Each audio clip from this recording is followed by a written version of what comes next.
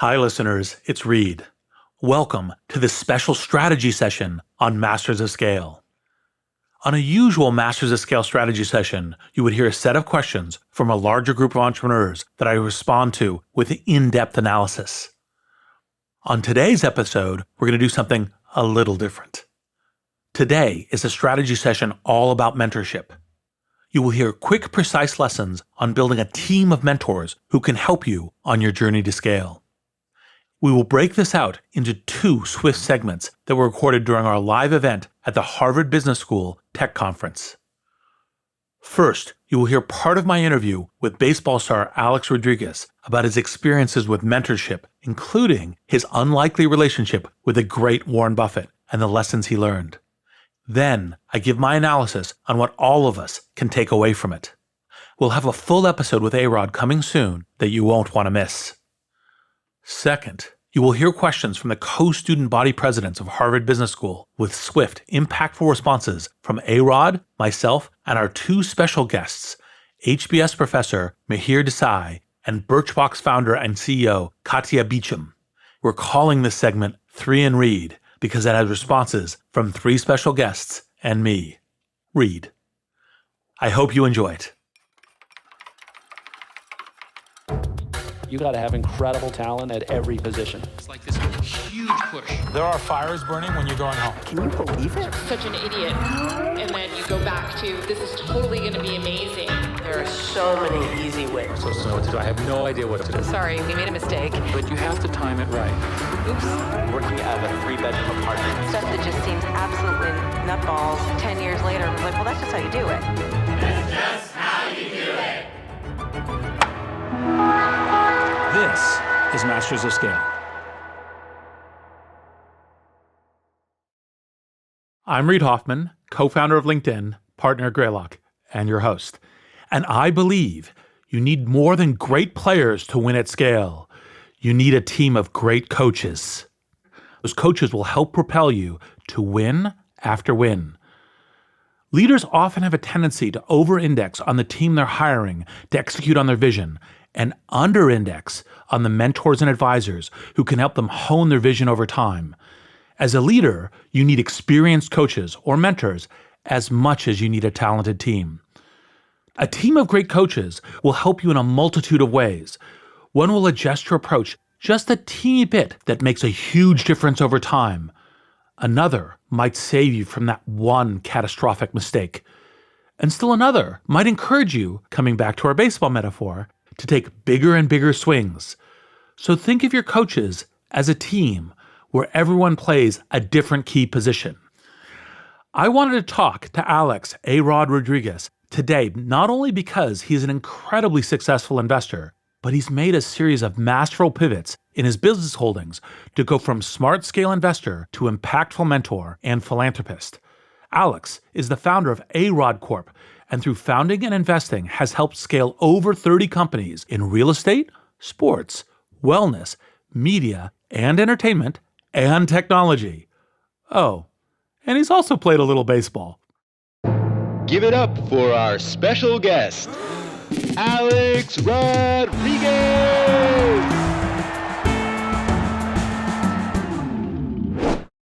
Alex, great to see you. I'm going to dive right into it since we have some time. Let's talk about some of your earliest coaches. What were some of your experiences with these coaches, and how did that shape you as a young person? Well, I mean, I think if you were to summarize not only my childhood, but my adulthood has been really surrounded with great coaches and mentors. I mean, starting when I was at the Boys and Girls Club in Miami with Eddie El Gallo Rodriguez, who's still there. He's been there 40 years. And has had 25 or so Major League Baseball players come out of just one little club here in Coconut Grove in Miami. And my high school coach, Rich Hoffman. And then in baseball, I had Lou Piniella and just great players and coaches and the Ken Griffey's of the world. All of that collectively is who I am today as an adult, as a father of 2 beautiful girls, as a leader to over hundreds of people in our organization at A-Rod Corp, with 3 offices in New York, LA, and Miami.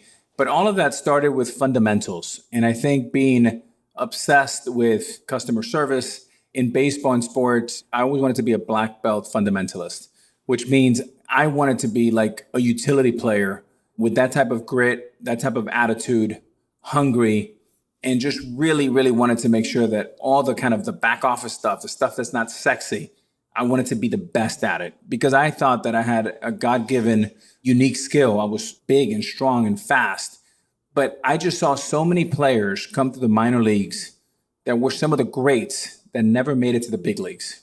And that always scared me. The line from Bronx Tale, there's nothing worse than wasted talent. And I knew that I had a lot of talent and I wanted to be responsible with that. Therefore, I always looked at whoever was considered the 25th man in the roster. I wanted to emulate that attitude, that energy, that humility, but really be a great worker. And that's come across in every chapter of my life, which is the same attitude that I bring into the business community, is humility, grit, wanting to do the extra work, follow and finish the tackle. And the job is never done till it's done. You kind of referred to the early phase, Alex, as the robot. What does that mean? What did you then use that transformation to become? In 2014, I put myself through a very difficult time because I had a big screw up. And because of that, I served the longest suspension in Major League Baseball history. It was the toughest year of my life. And I literally sat in massive depression for a really long time. It was a full year, and I really needed the full year to get my S in order, right? A lot of it came from understanding why I was making these mistakes, and I wanted to get to the core of them and correct them. But what I realized was there was a major difference between Alex or A-Rod pre-suspension and post-suspension. And pre-suspension, I thought that winning looked much different. I thought that winning was being like a gladiator and hitting home runs and big contracts and being macho and muscles. And what I realized was that I was wrong, that winning actually looks much different. And that winning has much more empathy and compassion and is we versus I and is long-term versus short-term. And getting it right is greater than getting it fast. And so let's get to Warren Buffett. Warren Buffett, iconic business tycoon, philanthropist, and the chairman and CEO of Berkshire Hathaway, one of the world's most successful investors. Probably a lot of our audience here doesn't know how you actually ended up connecting with Warren. And then what are some of the key things you've learned from Warren? Yeah, so, it's funny. In the year 2001, he ended up insuring my contract, kind of random. But he took the most riskiest part of a 10-year contract. He insured the last 3 years. And when I heard that, I said, oh my God, that's pretty cool. Like, I'm in business with Warren Buffett. He's my insurance holder. I literally cold emailed him and I thought I would never get an answer. Literally a few hours later, Debbie, who's been assistant for many, many years, decades actually, wrote back and said, thank you for the note. Yes, I'm your insurance. Make sure you stay healthy. And by the way, if you do want to come up to Omaha, how's November 5th? And of course, I flew out there on like November 5th. And that started about 6 or 7 years of me not missing a year, where I was go spend about 5 or 6 hours with him. But what I learned from Warren is really a few things. Number one, that you're an average of the 5 people you surround yourself with. So collecting great people is vital. You start moving in the direction of the people, good or bad. And that experience has happened for me at a very high rate. So I know exactly what he means.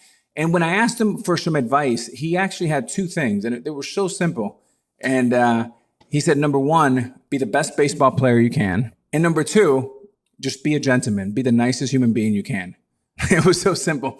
But his whole thing is just really simplicity and narrow and deep, not wide and shallow. And how did that inform your initial shift into investing? Everyone knows you're like one of the best baseball players of all time, but also you're a massively successful investor. Yeah, Reid, he always talks about, have a great team, stay in your circle of competence, and don't try to reinvent the wheel. So when I first got involved in investing, it was in my early 20s. I remember a night when my mother came home and they kept raising the rents every 18 months or so. And I saw the pain in her face that we just had pressure that we had to pay the rent. If not, we had to keep moving. And I said, boy, if I can ever trade places with the landlord and be the landlord and not the tenant. So about 12 years later, I had my first opportunity to buy a duplex. And a few years later, I sold it for double. And then I bought a 4-plex and 8-plex. And I ended up growing that portfolio to north of 12,000 apartment units in 14 cities all over the Southeast United States. About 8 years ago, we started our venture arm, and we own over 30 companies. We're taking about 6 or 7 public this year. And it's really exciting what we do. We have an incredible team. We're very entrepreneurial, and we enjoy ourselves. And how did you get into tech? What was the bridge to that? Yeah, I started spending some time, like 2014, 15, 16, a lot of time in Silicon Valley. And I started to get a lot of smart people. Chuck Chai, who runs Eric Schmidt's office, Joe Lonsdale, Guy Siri and Ashton. We were just kind of sniffing around, and I've always had a good nose to kind of what's next. And, the great Wayne Gretzky says, go where the puck is going, not where the puck is. And I just felt that Silicon Valley was the next big thing. And I started being a consumer, and we ended up building out our team. The way that coaches and scouts found me, we started spending a lot of time with founders. And what I really enjoyed, Reid, is like you, they call me at 1 a.m. and say, I have an idea. And a lot of times is, you coach them and you say, okay, let's slow down, let's speed up, let's get you the right team. So that's how I got involved in tech. Not only have you obviously made your career by being very smart and having a team of coaches and mentors around you, but also you have turned around and become a mentor yourself. Say a little bit about that. Yeah, I think we're a result of our past and our environment. Magic Johnson started mentoring me about 20, 25 years ago when I was a really young player in the league. And I thought, wow, if Magic can do it, if he can play for the Lakers and win championships, and he can also be a Hall of Fame businessman in the boardroom, I said, if he can do it, I can do it. And I saw how powerful mentorship was in my life. As a mentee, I benefited from that. Now as a mentor, I have so many young athletes reaching out saying, I want to get involved in investing. How do I do it? It's hard to pick them all, but I have at least a dozen that I'm constantly talking to and saying, maybe think about it this way, maybe think about it that way. The very best ones, Reid, are the ones that ask the most questions. They're enthused, they lean in, and they're very inquisitive. Alex, thanks for sitting with me. So how do we quickly understand some of the key takeaways from Alex's really insightful comments? So 1, you're the collection of who your mentors are. There's a very great way of thinking about life as a team sport, not just as an individual sport. The same thing is true of mentors. I tend to think of it as a network of mentors. You're composing these networks or these teams around you, and you are the composite of that. Part of it is you also notice from what Alex has illustrated, he didn't approach any of these as, hey, come be my mentor, or hey, do this for me. It's a relationship. For example, the way that he called Warren, it's like, look, you're already an investor in me. We're already partners together. This could be really great if we start talking. Now, of course, part of Warren's interest is it's Alex. Like, oh, there's all these things I can learn, and it's a mutual discussion. Everyone has some aspect of that. So you say, hey, I'm a young MBA student starting in my career. It's like, well, what have you seen around you? What have you seen in tech trends? What can you offer in the dialogue and so forth that's helpful? Because the best mentor or coach is not only someone that you can learn from, but someone that can learn from you as well. We're back, and now it's time for the second segment of this special strategy session, recorded live at the Harvard Business School Tech Conference.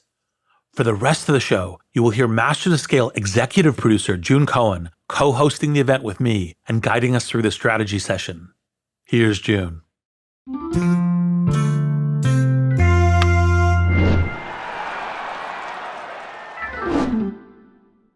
We are moving on to one of our famous strategy sessions where Reid thinks alongside entrepreneurs. Now, this strategy session, we are calling it 3 and Reid because the session features you, Reid, plus 3 special guests. What will happen is that we'll hear a question, and then each of you will share your wisdom within a very strict time limit. Reid, would you be so kind as to introduce our special guests?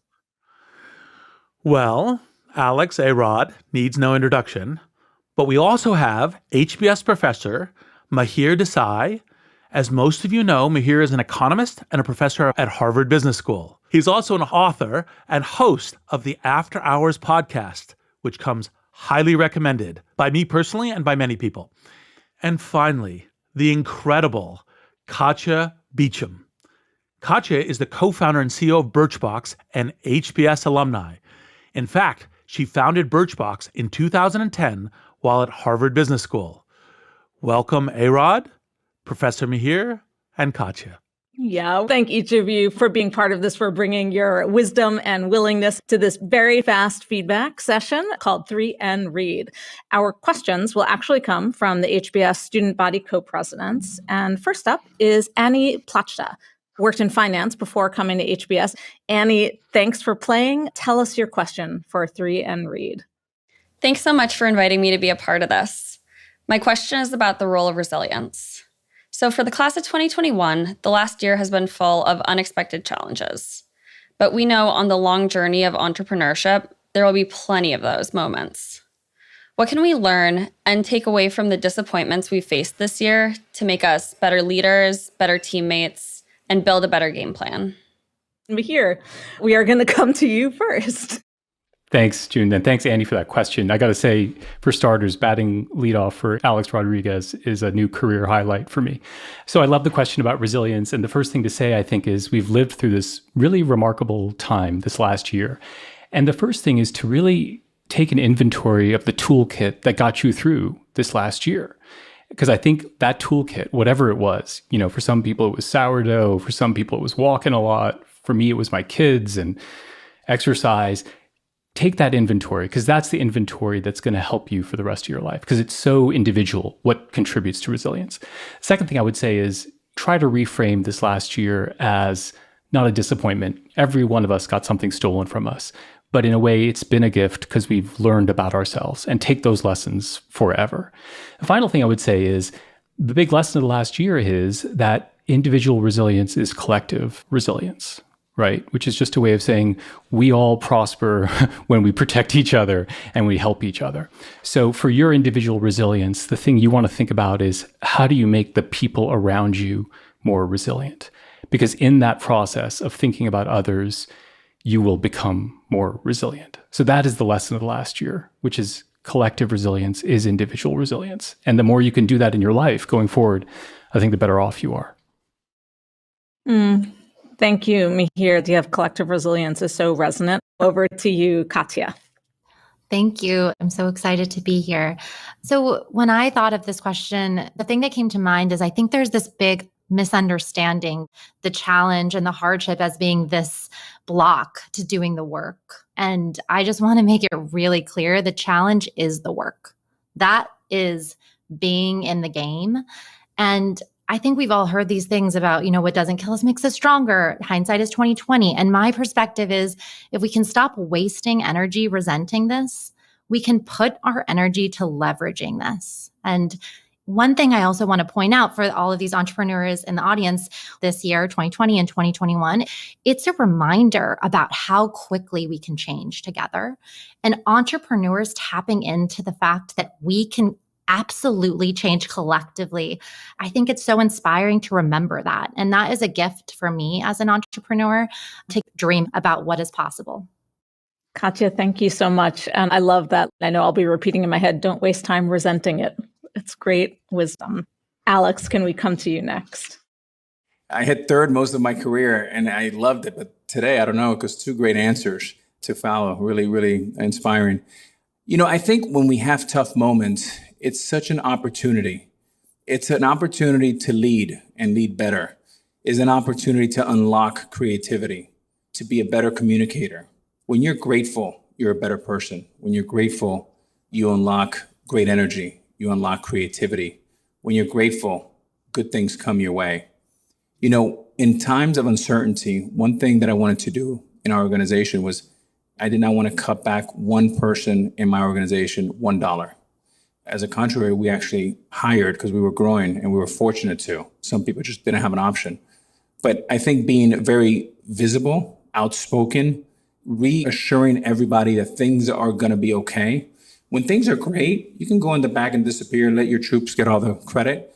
But when things are tough, just like we did with the Yankees, if we lost 10 in a row, I would look at Jeter and say, is it me or you? But one of us would give a little talk and make everybody feel much better. Thank you so much, Alex. I love that. Gratitude does make all of us better. With that, I'm going to come over to you, Reid, to bring us home. Part of it is next time, I think I would have put myself at the beginning because we had 3 great answers already. 1, resilience is not just individual, it's group. It's just like you are. It's a team sport. 2, crisis always means opportunity, not just fear and downside. And 3, that precisely what great leadership is and great participation in that team is that when times get tough, that's the time that you show that you are a leader in the team. And by the way, that isn't just the individual team leaders, it's anyone who is trying to help that team, because we are all leaders together in those teams. What I would add is some additional to these great things. So obviously, part of the thing about failure is learning. So in Silicon Valley, frequently you say, fail fast. It isn't that you're celebrating failure, it's that you're actually seeking to learn. Usually you learn much more from challenging times and challenging moments. Not just what not to do, but what are the key things to do as you are making that learning clock going. So paying attention to learning, not just you as an individual, but you as a team, you as the group of people around you. Like, what can you learn from this? And then as a thread that goes through all of the kind of answers that you've heard from these 3 great answers is humanity. That this life, this work that we do together is being human together. And so to be human with each other. And that's part of reinforcing each other's journey. It's actually kind of hard to imagine answers that distill wisdom better in 90 seconds or less. So thank you to each of you for those initial answers. Thank you to Annie for that question. So the second question comes from HBS co-president Caleb Bradford, originally from Alabama, with work stints at NASA, BlackRock, and the U.S. government, which is quite the range. Caleb, we're ready for your question. Thanks for inviting me to participate. I have a clear North Star goal in my career. To get there, I have built a team of 8 or so mentors to coach me along the way. How do you sustainably grow a mentor relationship over time? And what does an ideal mentorship relationship look like? Mihir, to you first. Yeah, that's a great question, Caleb. So first, you mentioned 8. So the first thing I would say is make sure that you don't trade breadth for depth, which is you want deep mentorships. And if you can do 8, that's great. But I would take 4 deep ones over 8 shallow ones. The second thing is make sure that they look different from each other. So if you have 8 men in their 60s, it's probably not a great set of mentors in a way. You want people who actually represent the diversity of your life and the different kinds of things that you want to do. The next I would just say is show up, and show up consistently, which is don't let a lot of time go by before you're in touch. Share your successes, share your failures, and be there and show up consistently, no matter what the news is, because that's how you build a relationship. And then the final thing I would say is, and this harkens back to something that Reid said, which is it is a two-way street. And so if you find yourself not getting to know your mentors in a personal way, then something's not fully right in the relationship. So for example, the people who I'm a mentor for, they know my family, they know my children, they ask about them, and they know me as an individual. And just as Reid suggested, I go to them to understand parts of the world that I don't understand. So it's got to be a two-way street, because that's, like every relationship, what makes it rewarding. So don't think of it as a one-way coaching relationship. Think of it as a two-way friendship. Thank you, Mihir. Love that idea of the two-way friendship and relate to it. Katia, we'll come to you next. Thank you. Yeah, it's a really great question and something that I feel like I'm still really learning. There's so much wisdom to be had, and looking at individuals as having value and having wisdom to impart on you, that's a great place to start. It might bud into a relationship and a mentorship, and it might not. It might just be that moment of wisdom. But when I really think of the best kind of mentorship relationships, I think about it as the best kind of relationships. They're reciprocal. That means what's been said now several times, it's a two-way street. It's really important. I would go as far as to say as it's critical that you don't think about it as they're the only one having something to impart to you. And obviously, you want to be grateful and gracious that people are giving you their wisdom, but you have wisdom. You have perspective that's valid to share. Love that idea of just the depth that you can get from all of them. Alex, can we come to you next? Yeah, sure. I think part of the thing is rethinking about how you think about mentorship. The first thing is don't think of mentorship as a transaction. Think of it as a relationship and building bridges. There's all type of mentorships, long-term and short-term. There could be a mentor that could be for 3 or 4 decades of your entire lifetime. There could be mentors at a period of your time, like COVID, that they can mentor you over Zoom or at a difficult time.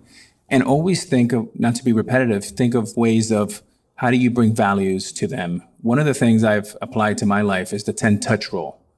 And if Katia was my mentor, I would try to touch bases 10 times before asking her for any single thing, whether to be my investor, my partner.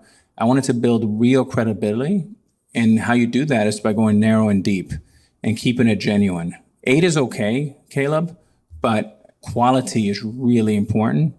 And can you be great at 10, 12 things? Maybe you can or somebody. I mean, for me, keeping the quality is really important and checking in, figuring out ways and creative ways of, can I send an article? How do I celebrate? How can I give credit? How can I make a connection? If somebody's wealthier or somebody's prominent, everybody can be helped in some way. And it's your job as a mentee to create that and just be humble, grateful, and appreciative for their time. Thank you so much, Alex. I'm going to come over to you, Reid. So what you've heard is obviously that it's a relationship, not transactional. And what Alex just said, part of the relationship is a two-way street, and you should be learning from each other. You know, one of the things that Alex said I thought was really important was making sure that you're actually treating it like a relationship, which is you're touching base and sharing things and so forth, not just showing up when you have something to ask. And also that everyone tends to naturally think time frames should be all the time. And actually, that's not the case. There are some mentorships that are so valuable because they're your entire lifetime.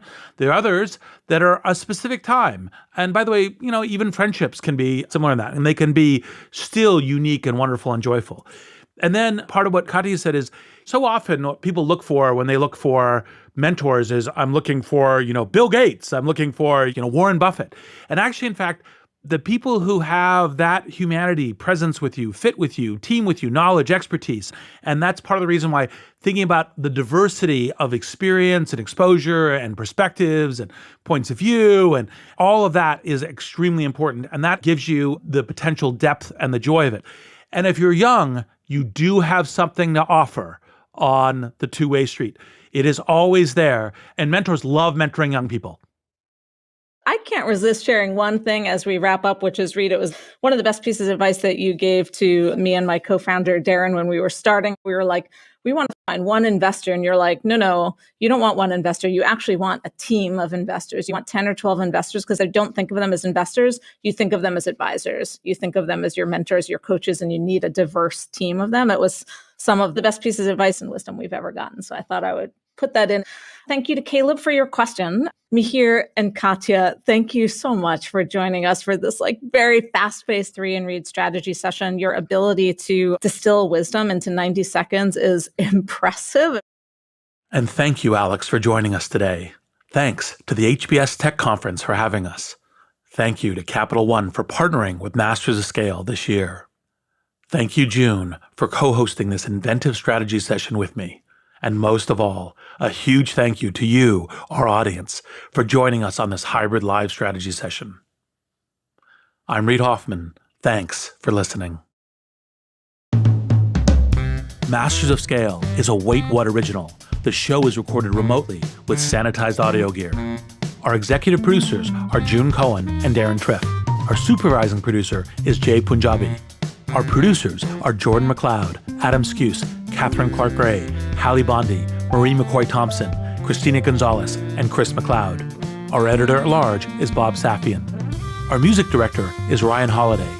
Original music and sound design by Daniel Nissenbaum. Audio editing by Keith J. Nelson, Stephen Davies, and Andrew Nault.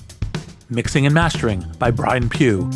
Special thanks to Chris Ye, Elisa Schreiber, David Sanford, Saida Sepieva, Adam Heiner, Emily McManus, Kelsey Capitano, Tim Cronin, Sarah Sandman, Carrie Goldstein, Anna Pisano, Mina Kurosawa, Charlie Meneses, and Colin Howarth.